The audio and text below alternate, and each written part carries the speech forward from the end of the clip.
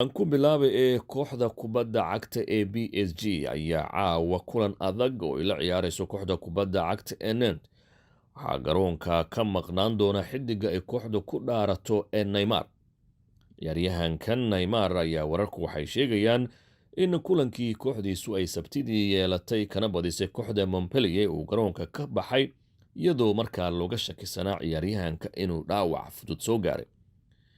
hase ahaatee ciyaaryahankan ayaa kulankaasi 24 saac kadib waxa uu dhigtay xaflad weyn oo ugu dabaaldegayo dhalashadiisa oo ciyaaryahanku haatan uu noqday 28 jir.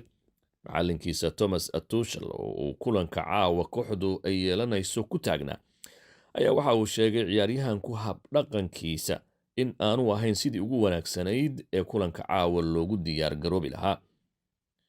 Inkastoo aanu macalinku xusin sababta ciyaaryahanku caawa uu kulanka uga maqnaanayo in ay tahay ganaax uu macalinku ku ganaaxayo xafladda uu dhigtay iyo xilliga uu ku aadiyey, haddana macalinku waxa uu sheegay in uu mar walba ku hagooganayo difaacidda ciyaartoydiisa.